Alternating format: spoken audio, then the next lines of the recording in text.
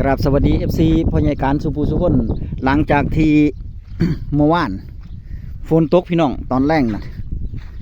ฝนตกแถวบ้านพ่อใหญ่การมันฝนตกอีหลีเนาะอำนาจเจริญพี่น้องอำนาจเจริญอำเภอเมืองแล้วก็มีอีกบ้านพ้นพี่น้องมาไออำนาจเจริญคือกันพี่น้องเพิ่นหลังคา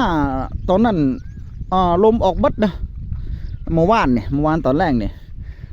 ทั้งพายุทั้งฝนมาเนี่ยสัตว์กระนำลงมาหลังคาบ้านปิ้ววันเลยบ่เด้โอ้เสียหายแบบนั้นอุทกภัยนะครับนะวาตภัยเสียหายล่ะพยาการก็เลยลงมาสำรวจเบิ่งหน้าห้วยนี่เห็นบ่ดินเปียกซุ่มอยู่นี่เห็นบ่นี่สภาพดินเปียกซุ่มพี่น้องนี่อันนี้น้ำมันหงเมื่อวานนะนี่น้ำมันหงเมื่อวานนี่รอยน้ำมันยังมีรอยน้ำอยู่แต่ว่ามันตกบ่โดนบรรยากาศฝนตกอยู่เมื่อวานน่ะตกกะแห้งเติบอยู่เด้แต่ว่ามันบ่โดนก็เลยลงมาเบิ่งหน้าว่ามันพอจะไถหุดได้บ่เนี่ยเบิ่งขี้เฟี้ยงเบิ่งเฟี้ยงนี่พี่น้องนี่สภาพเฟี้ยงนี่เปียกแล้วเนี่ยเปียกมันเปียกนี่มันเปียกเลยนะเปียกเบิดเลยเนี่ยมันเปียกเบิดเลยเนี่ยถามว่ามันซุ่มโลหอดข้างล่างบ่ยังบ่ทันซุ่มหอดข้างล่างอยู่ต้องรอให้มันฝนตกใส่อีกสักรอบบ่ล่ะแต่ว่าเพิ่นว่ามื้อนี้ฝนก็จะตกเด้วันที่30ตกฮอดวันที่2แต่ว่าบ้านพญาการมันอาจจะเลื่อนนี่มันตกไปเมื่อวานจักมันสิตกหรือบ่ตกอีกเนาะครับเนาะรอซะก่อนเด้อพื้นที่ไหนที่ยังบ่ทันได้รับน้ำฝนเนาะครับเนาะโดยเฉพาะจังหวัดร้อยเอ็ดพี่น้องจังหวัดร้อยเอ็ดนี่อำเภอพนมไพรตกตั้งแต่4 โมงแรง5 โมงแรงพุ่นเด้อำเภอพนมไพรแต่ว่าบางหม่องบางบ่อนจังหวัดร้อยเอ็ดคือกันกะฝนบ่มีคือกันพี่น้องมันเป็นบางหม่องบางบ่อนเนาะครับเนาะยโสธรก็บ่มีคือกันเพิ่นว่าหน้าค่ายทหารนั่นก็บ่ตกว่าซั่นเพิ่นว่า FC เพิ่นแจ้งรายงานมาเนาะครับเนาะพื้นที่ไหนยังบ่ทันได้รับน้ำฝนก็รอสกอนเด้อเพื่อมันตกเนาะครับเนาะอุดรธานีพูดขอนแก่นมหาสารคามไปทางพุ่นก็มีนะครับเนาะฝนบ่ทันได้ตกว่าซั่นแต่ว่ามันก็บ่แน่ดอกมันอาจจะตกมื้อนี้ก็ได้นะครับเนาะให้รอสกอนเด้อฟ้าฝนก็ได้นะครับเนาะพยาการมีแฟ้มภาพแฟ้มข่าวในส่วนของท่านสสที่อภิปรายไม่ไว้วางใจที่ผ่านมาพยาการค่าใจในส่วนของเรื่องราคาข้าวนะครับเนาะ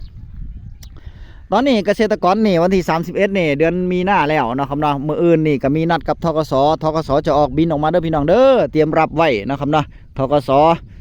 บินธนาคารธกสครบชำระหนี้สินแล้วไปชำระหนี้นะครับเนาะวันที่31มีนาของทุกปีธกสก็จะออกบินมาชาวเกษตรกรให้เกษตรกรชาวนาที่เป็นหนี้เป็นสินหละก็ไปชำระหนี้สินนะครับเนาะแล้วราคาข้าวที่พยาการค่าใจที่ท่านสสท่านนี่อภิปรายไม่ไว้วางใจที่ผ่านมานี่เพิ่นว่าราคาข้าวลดลงพี่น้องแต่ว่าไปเอะใจอยู่อย่างหนึ่งก็คือเวลาเข้าห้างนะเข้าห้างหรือว่าไปที่ร้านค้าข้าวสารที่แพ็ค5 กิโลถุงละ5 กิโลนะถุงละ400 กว่าบาทก็บ่มีลดราคาได้ขนาดข้าวลดราคาตกต่ำข้าวราคาจังสั่นจังสี่นะครับเนาะราคาข้าวตกต่ำสุดแล้วแต่ว่าข้าวสารก็คือถุงละ400 กว่าบาทคือเก่านั่นน่ะบ่มีลดราคาจักหม่องบ่มีลดราคาจักเทียเพิ่นว่าความยุติธรรมโดยชอบธรรมของเกษตรกรชาวนาอยู่ไหนนี่ทางสสเพิ่นก็อภิปรายไม่ไว้วางใจที่ผ่านมา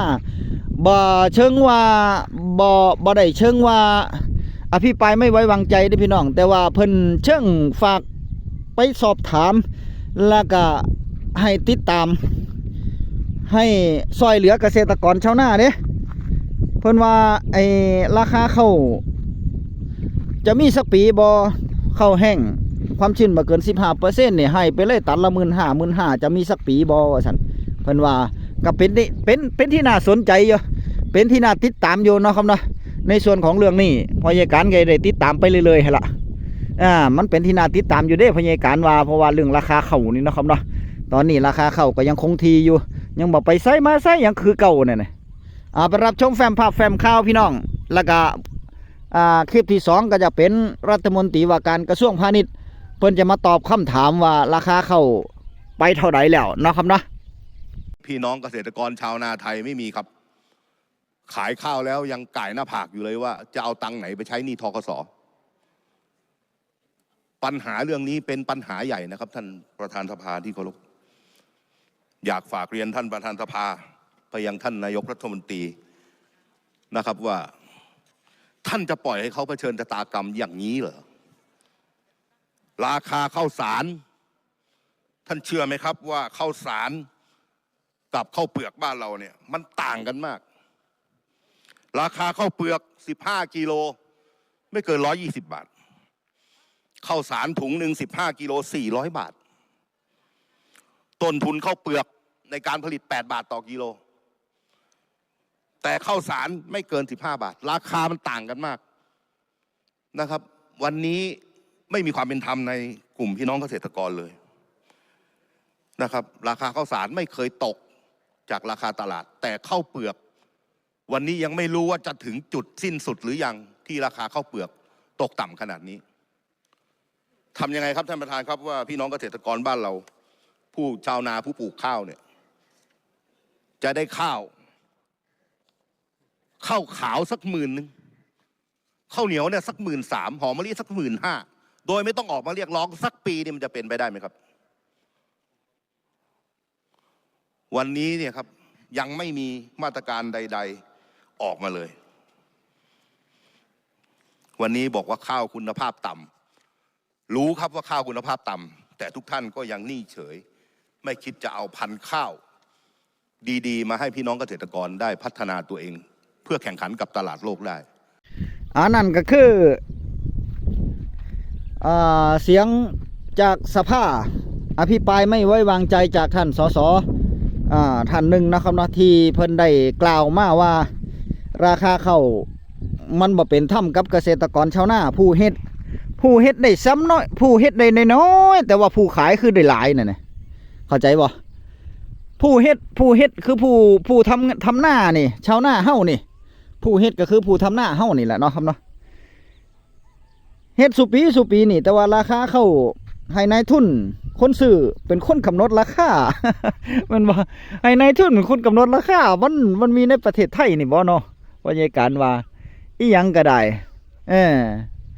เวลาเอาไปขายนี่นายทุนเป็นคนกำหนดราคาว่าซื้อเท่านี้เกษตรกรบ่ได้กำหนดราคาจักเที่ยนั่นน่ะโอ้เฮ็ดจังได๋เนาะแต่เวลาเอาไปขายบัดนี้นายทุนซื้อไปแล้วเอาไปสีเข้าเป็นเม็ดข้าวสารมานายทุนคือเก่านี่แหละเป็นคนกำหนดราคาขายบัดนี้ ประเทศไทยโอ้เนาะเกษตรกรชาวนาเฮาโอ้โดนทั้งขึ้นทั้งลงเกษตรกรชาวนาเฮ็ดหน้าขายเขาเอาไปขายให้กับนายทุนเสร็จแล้วนายทุนซื้อไปสีเป็นข้าวสารกอกเป็นกระสอบละ5 กิโล15 กิโล20 กิโลมาขายให้ลูกชาวนาไปเฮ็ดงานโรงงาน โอ้มีอีก1แฟ้มภาพแฟ้มข่าวพยาการเกือบลืมล่ะมีอีก1แฟ้มภาพแฟ้มข่าวไปเบิ่งท่านรัฐมนตรีกระทรวงพาณิชย์ท่านตอบคำถามของเกษตรกรชาวนาตอบกระทู้ในการอภิปรายไม่ไว้วางใจคือกันว่าราคาข้าวณปัจจุบันนี่มันไปเท่าใดแล้วลองคิดพิจารณาเบิ่งว่ามันเป็นไปตามที่เพิ่นเว้าบ่เนาะครับเนาะต่อมาก็คือเรื่องของข้าวเนี่ยขอเรียนอย่างนี้ครับปีนี้อินเดียส่งออกนะฮะเรื่องข้าวนาปังเนี่ยจริงๆต้องเรียนว่าช่วงปีที่แล้วเนี่ยข้าวทั้งข้าวหอมมะลิข้าวเจ้าเนี่ยราคาสูงนะครับฮะโดยเฉพาะข้าวหอมมะลิเนี่ยเราทำให้มีรายได้เพิ่มถึง 1,300 บาทต่อตันราคา 16,000 เลยนะฮะโดยเฉลี่ยราคาหอมมะลิเนี่ยค่อนข้างดีนะครับแต่พอมาปีนี้เจอเรื่องข้าวนาปลังเนี่ยเราก็เจอปัญหาเรื่องอินเดียประกาศส่งออกราคาก็ค่อนข้างจะลดลงมาเราก็พยายามช่วยเหลือเกษตรกรนะครับโดยการที่ออก1,000 บาทไม่เกิน10 ไร่ซึ่งตอนนาปีเราก็ให้นะครับนาปังเราก็ให้เช่นกันกำลังอยู่ระหว่างการขึ้นทะเบียนอยู่นะครับเพราะเราจะให้ขึ้นทะเบียนถึงวันที่30 เมษายนนะครับก็นอกจากนี้แล้วเราก็ยังมีที่ท่านนายกได้มีบัญชาให้เปิดเสรีนะฮะ ข้าวเราให้มีการเปิดเสรีส่งออกข้าวได้นะครับโดยการเราได้ปรับเปลี่ยนเรื่องการที่จะต้องมีสต็อกลดลงนะครับในสต็อกลงแล้วเราก็ได้มีการลดค่าธรรมเนียมลดเรื่องค่าสต็อกลดลงเนี่ยเราได้ดำเนินการแล้วเพราะผ่านขบวนการแล้วแต่ว่าสต็อกค่าธรรมเนียมเนี่ยทางกระทรวงมหาดไทยเพิ่งเซ็นมาทางกระทรวงพาณิชย์ก็ดำเนินการแล้วทั้งสองอันนี้เราก็จะนำเข้าครม.เพื่ออนุมัตินะครับอันนี้คือสิ่งที่เราอยากจะดำเนินการนั่นนะคือน้ำเสียงของท่านแฟ้มภาพแฟ้มข่าวของท่านรัฐมนตรีว่าการกระทรวงพาณิชย์ผู้หลักผู้ใหญ่ของบ้านเมืองนะครับเนาะว่าเพิ่นในว่าไว้จังใดเพิ่นการแก้ปัญหาของเพิ่นเป็นจังใดนะครับนะก็รับชมแฟ้มภาพแฟ้มข่าวแล้วคิดเห็นเป็นจังใดก็คอมเมนต์มาเว้ากันพี่น้องคอมเมนต์มาเว้าจากันว่ามันแม่นที่เพิ่นเว้าบ่หรือว่ามันเป็นไปตามที่เพิ่นว่าบ่เนี่ยนะเนาะครับเนาะเพราะว่ามันราคาข้าวณปัจจุบันนี้มันสวนกับความจริงเป็นจังใดเนี่ยนะเขาก็จะได้นำมาประกอบในส่วนของการเฮ็ดหน้าปีต่อๆไปอันนี้พยาการก็จะมาเบิ่งหน้าเนาะอย่างที่อันนี้พยาการเคยเปิดน้ำโซลาร์เซลล์มาใส่นี่ตอนนี้ปิดน้ำโซลาร์เซลล์แล้วพยาการย่านฝนตกหลายมองนี่มันไถหุดได้เด้มองนี่มันไถหุดได้แต่ว่าต้องปรับสภาพดินซะก่อนมองนี่มันไถหุดได้เสร็จแล้วก็มันไถหุดได้แล้วพยาการก็จะเอาปุ๋ยขี้ไก่อัดเม็ดเด้อพยาการฝากนะเด้อพี่น้องเฮ็ดหน้าปี68/69นี่พยายามประหยัดต้นทุนเด้อเพราะว่าเฮาเวลาขายข้าวล่ะเฮาบ่ฮู้ว่าราคาข้าวจะไปส่ำใดนะครับเนาะปุ๋ยขี้ไก่อัดเม็ดนี่พยาการจะหว่านโดยรอบเลยโดยทั่วเลยพื้นที่นา10 ไร่พยาการจะหว่านเบิดเลยเสร็จแล้วก็จะไถกบเอาจะใส่วิธีนี้นะครับเนาะเพราะว่าปุ๋ยมันจะได้ฝังลึกแน่เวลาต้นเข้าต้นน้ำเวลาน้ำมันแซ่หลากเข้ามันก็จะได้อยู่แข็งแรงเขียวบื้อแล้วพี่น้องเอ้ยมันประหยัดนะครับเนาะกระสอบละ200 กว่าบาทมันก็บ่แพงแน่นะครับเนาะพยาการก็ใส่ประจำล่ะใครสนใจต้องการปุ๋ยขี้ไก่อัดเม็ดมาใส่ไห่ใส่หน้าไปใส่อ้อยไปใส่มันสำปะหลังไปรองพื้นดินนะครับเนาะหรือว่าไปปลูกบักพริกนี่ใส่ต้นยางใส่ต้นปาล์มนี่โทรติดต่อพยาการได้เด้อ0652719722ปุ๋ยขี้ไก่อัดเม็ดเอาไปใส่เครื่องพ่นก็ได้เด้อพี่น้อง